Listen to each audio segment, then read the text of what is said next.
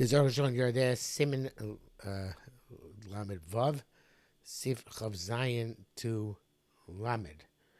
This is supplemental day 217 of the HaShulchan Yomi.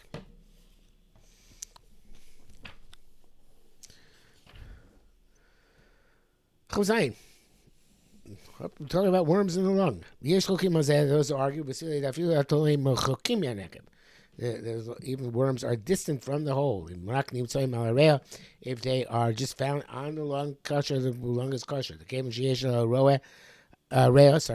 are in the lung tolaim, worms, there's clear evidence that the holes came through these worms. We can assume that after shchita. You also don't have to count that there should correspond the number of worms to the number of holes. That's a shacham aram ublin pri chodesh. Then it's a rama arei kuv. So last you have to say that which the Rama says that we behold the lung pierced by worms. Means that since there are worms on the lung, it's clear that the hole is from the worm. There's no question. We don't assume that the hole came some other reason. You must say the kavim. Is because by most lungs we don't usually find holes. We find adhesions. Whenever we see holes, and we see you have to assume we're talking about maggots. And I'll tell you about this not particularly healthy lung because to eat because it has maggots all over it, so it's probably rotting at a pretty decent rate. But that doesn't make it treif. In fact, it's rotting after death. The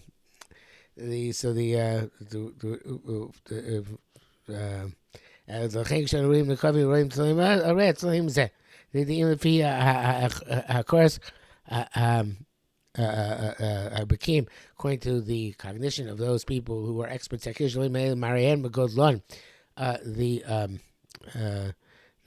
recognize that these I'm not sure actually I assume they must have festered while the animal was alive. Not necessarily came after it's dead because it's not dead for very long. We'll check the lung. So, but then again, that is what we said. So, yeah, it's said in Chavav, right?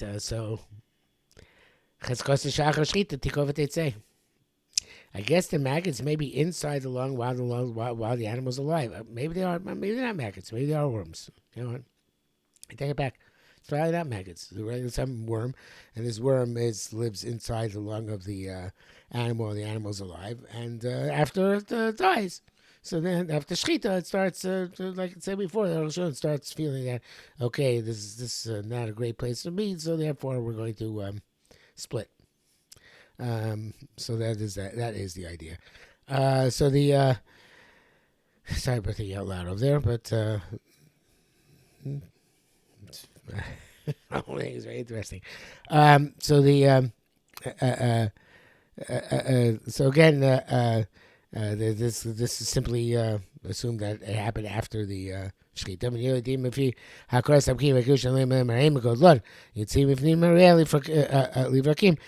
The experts will say, oh yeah, that these worms are found based on their size and their and the way they look at their size, that they're occasionally worms like this inside the lung while the animal's alive.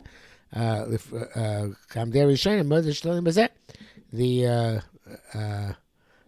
first opinion holds that even if we find them distant from the hole, which before I had said we would not assume was from the hole, but if those types of worms which infest the animal while it's alive, so yeah, we say they was there inside the lung, and now they came out outside the lung.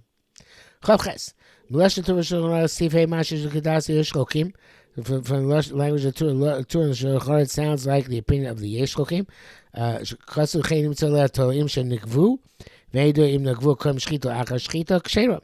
It sounds like, well, he's going to explain. So, it seems that they're found, it says they're found upon the worms and the holes, and we don't know if it's before or after shchita.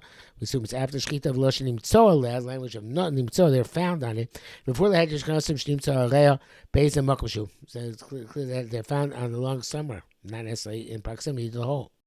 Uchadesh Nisbarko opens, we clarify to Klatla Milareya. If you don't find any worms on the lung, Pshitish Tasur, it's clear also. Bein the small chorus of Bodkim, we can't rely on the cognition, on the people are checking Shomri Shemakrim Shem Nikver Murna.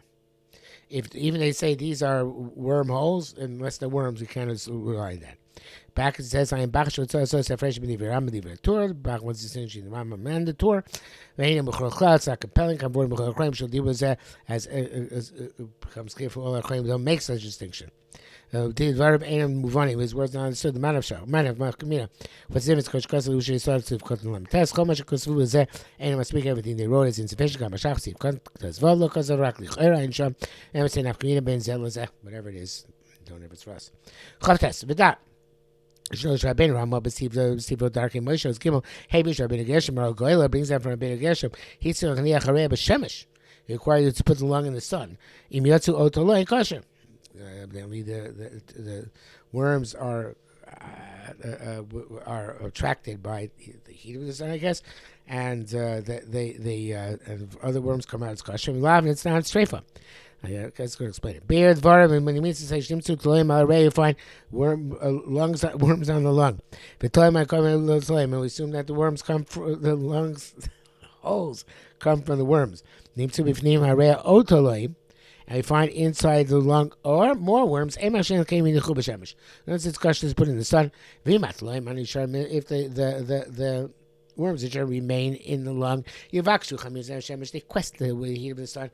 They'll come out. So simon, that's the sign. Also those which are on the lung, yatsu, they came out and pierced through the lung. After shchita, look for worms. But if the ones inside now don't come out, simon. It's a sign those who came out that are on the lung, didn't come out after shchita. The other person that required this check for kosher. He says kosher no matter what. He said that's why Shulchan does not bring down this. The Ramah doesn't bring this down. La locha. In Shulchan Aruch.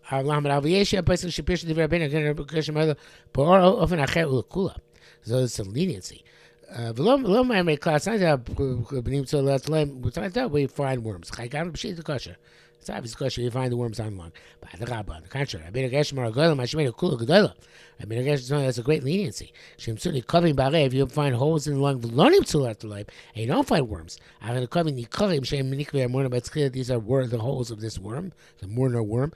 Put the lung in the sun, and if the heat of the sun, you should too. Some worms will swarm out of the lung, outside. Even those holes we found, shchita came from worms which came out after shchita, and the worms are lost when you're manipulating the lung. If not, it's treifa, that's the shach. Pre-chodesh. Yesh and those who complain against it say, "Ein rayim as clouds." No evidence of this all. This is from the crazy place. Rabbi Yonasan was a shtickle scientist, as we see in all Nashtickle. She was a great scientist from the 1700s, but he was, as we see, the scientific issue here. Basically said the Ein Raya is that cloud. There's those who say there's no proof of the earth. There's the